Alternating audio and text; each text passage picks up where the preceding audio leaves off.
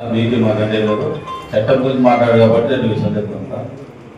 ఇప్పుడు మీరు ఎక్సాప్షన్ ఉన్నాం కదా, మీరు మీకు ఎమ్మెల్యే గారికి గవర్నమెంట్ డిమాండ్ చేయవాలని ఉందే కమిషన్ ఉందే అధ్యక్ష సపరేట్ చైర్మన్ ఎమ్మెల్యే గారికి చేయాలని సార్ ఎక్సాప్షన్ నంబర్ సార్ ఉంది. సార్ మాతో పాటు తీసుకోవచ్చు. సార్కి ఇవ్వాలని ఉందే సారే చట్టంలో చెప్పినట్టు చట్టం ఏముంటే చేయమన్నప్పుడు మాకు రకంగా సార్కి ఒక రకంగా చేయడము ఇంతవరకు ఇది కరెక్ట్. అట్లే ఉంటే చెప్పండి. ఇప్పుడు వెళ్ళేసి కూర్చోండి. మంచిది సార్. సార్ దయచేసి కాదు సార్, మా ఉద్దేశం మిమ్మల్ని అవమానించాలనేది కాదు సార్. సార్ ఎమ్మెల్యే గారు, నేను అవమానంగా ఫీల్ అయ్యే వ్యక్తిని కూడా కాదు. ఒకసారి నా మీద ప్రశ్న వచ్చిన తర్వాత నా స్థానాన్ని ఎక్కడన్నా బదిలపరుచుకోగలుగుతాను, నేను ఎక్కడన్నా ఉండి నా ప్రజల కోసం పోట్లాడగలుగుతానని ధైర్యం నాకుంది. కాబట్టి దయచేసి అధ్యక్ష నాకు ఒక సీటు కేటాయించాల్సిన వెనక సీటు కేటాయించండి. దాంట్లో పోయి నిలబడి నా ప్రశ్న చేస్తాను. వాళ్ళు కూడా వాళ్ళ సీట్లో కూర్చొని చేసుకోవచ్చు అని మనకి. థ్యాంక్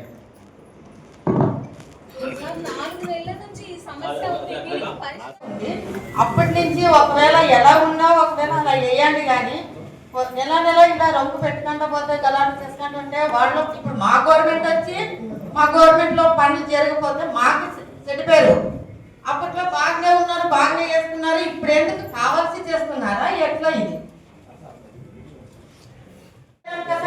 చెప్పండి. కానీ నెల ఇట్లే కలాంటి పెట్టుకుంటూ పోతూనే ఉంటే సమస్యలు ఎప్పుడు వరకు మాకు పనులు జరగలేదు.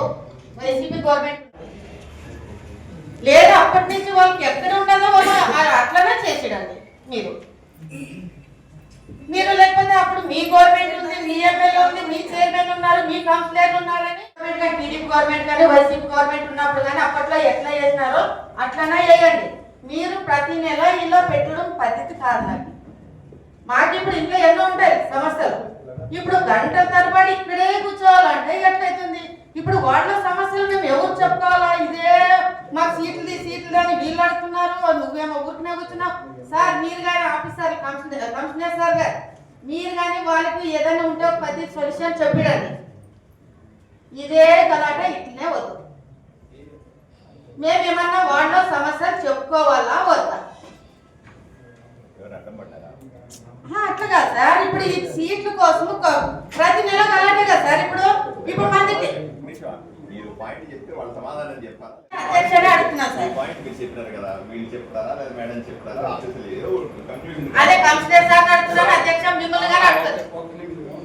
సార్ ఇక్కడ ఏమైందంటే సార్, గత 95లో నుండి మేము చైర్మన్ గారి కుటుంబ సభ్యులు నాగరత్నం అనే కౌన్సిలర్ గారు 95 నుంచి ఇక్కడ కౌన్సిలర్ గా ఉంటున్నాం సార్.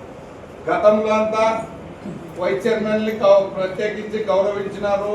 ఆ డయాసయం దాని మీద కూర్చోబెట్టిన రోజులు ఉన్నాయి, పక్కన సపరేట్ కూర్చోబెట్టిన రోజులు కూడా ఉన్నాయి సార్. 95 నుంచి మేము చూసేది. ఇప్పుడు ఒక 3 నెలల నుంచి కుర్చీలు ప్రాబ్లం వచ్చింది. సపరేట్ ఎందుకో వేస్తున్నారు.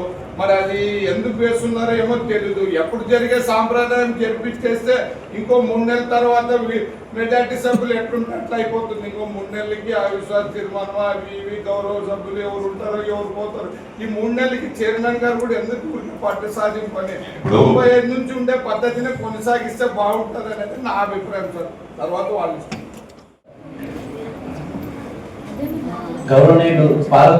అన్నది ఒక దేవాలయం లాంటిది. నేను ఎమ్మెల్యే ఉన్నాను, అసెంబ్లీకి వెళ్తే చాలా పవిత్రంగా భావించేటువంటి దేవాలయం. ప్రజల సమస్యలు ఎవరైతే మనల్ని ఎన్నుకున్నారో వాళ్ళ సమస్యలు తీసుకొని వచ్చి చెప్పి పరిష్కారం చూపించేటువంటి పవిత్రమైన స్థలంగా దీన్ని మనం చూడాల్సిన అవసరం. ఇక్కడ వ్యవహారాలక మీకు కూడా చెప్తా ఉన్నాను, అలా చెప్తున్నాను, ఆఫీసర్లు కూడా చెప్తా ఉన్నాను. ఇక్కడ జరిగే వ్యవహారాలన్నీ కూడా ఎవరో వాళ్ళు గెలిచినారు కాబట్టి వాళ్ళ పార్టీకి నచ్చినట్టో, ఇప్పుడు మనం గెలిచినాం కాబట్టి మనం నచ్చినట్టు చేయకూడదక్క. చట్టం ఏం చెబుతుందో దాన్ని బట్టే, లేదా మున్సిపల్ యాక్ట్ ఏం చెబుతుందో దాని ప్రకారంగానే చేయాల్సిన అవసరం. అది కాదని పట్టుబట్టే అవకాశం వాళ్ళకు కూడా లేదు. ఎందుకంటే వాళ్ళు దాని పరిధి దాటి చేస్తున్నట్టుగా. నిజంగా చట్టంలో అలాగుంటే వాళ్ళకి ఇవ్వాల్సిందే, వాళ్ళ హక్కును కాపాడాల్సిన అవసరం ఉంది. కాబట్టి నా పాయింట్ ఏంటంటే కమిషనర్ గారు కానీ మిగతా ఆఫీసర్లు దయచేసి చట్టాన్ని ఒకసారి రివ్యూ చేయండి, చట్టాన్ని చదివి వినిపించండి. అది ఏమి చట్టంలో ఏముంటే ఆ ప్రకారంగా చేయడమే సరైనది. ఆ రకానికి అలా కాకుండా దానికి వ్యతిరేకంగా జరిగితే నేను ఒప్పుకోను. అదంతా వద్దు, ఇది ఏమైనా ఉంటే మాట్లాడండి, నేను నెల ఇక పెట్టద్దాం అని చెప్తున్నా. ఇది నాకు మాట్లాడింది లేదన్న, మీరు మాట్లాడింది కరెక్ట్. మీరు చైర్పర్సన్ గారికి ఇంకొకటి ఎమ్మెల్యే సార్ ఉన్నారు, అందరూ ఉన్నారు, కమిషనర్ సార్ గారు ఉన్నారు, అందరూ ఉన్నారు. సార్ ఇది ఏమన్నా ఉంటే రేపు మన గవర్నమెంట్, ఇప్పుడు మన గవర్నమెంట్ ఉంది, ఇప్పుడు కౌన్సిలర్ ఎలక్షన్ వస్తుంది, రేపు పొద్దున మన వాళ్ళు గెలుస్తారు అనుకో, ఇప్పుడు మా చేయాలి ఆడే ఉండాలా, ఇదంతా వద్దు సార్. ఇది అనేది ఒకటి డిసైడ్ చేసినారు సార్, యాడ్ కూర్చునేది ఉంటే అలా చేసేది. ఇది ఇప్పుడు వాళ్ళు అప్పుడేమో వాళ్ళు ఇష్టపూర్వకం చేస్తున్నారో తెలియదు నాకైతే, నేను ఫస్ట్ టైం తెలిసినాను. కానీ ఇప్పుడు ఈ 4 నెలలు 5 నెలల నుంచి ఒకటే గలట కదా సార్ ఈ సీటు గురించి. దీన్ని ఏమన్నా ఉంటే మాట్లాడేయండి. నేను సమాధానం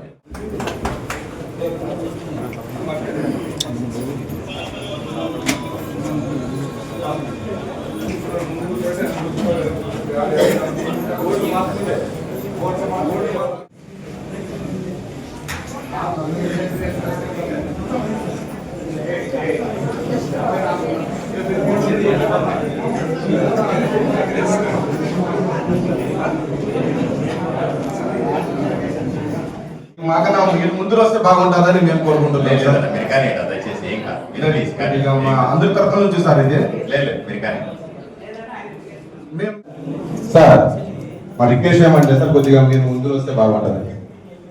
లేదు సార్ మన రిక్వెస్ట్ సార్ అది. చెప్పుకోవచ్చు, మేము నిరసన తెలుపటం లేదు. మా వైస్ చైర్మన్లకు ఎంతో కష్టపడి ఎదిగినారక.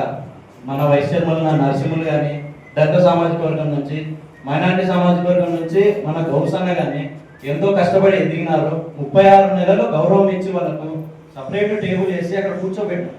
ఇప్పుడు సడన్ గా ఈసారి నుంచి నేను ఇట్లా అనుకున్నాను అక్కడ కూర్చోండి అనడము మా సభ్యులందరికీ కొంచెం అవమానించినట్లా భావిస్తున్నాం. ఆ అవమానానికి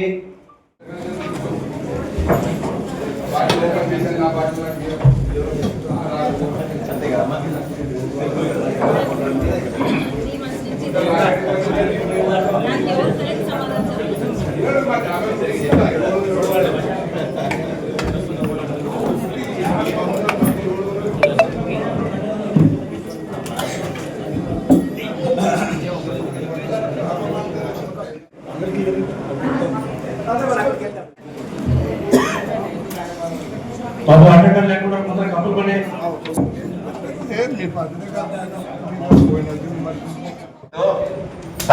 చెప్పండి.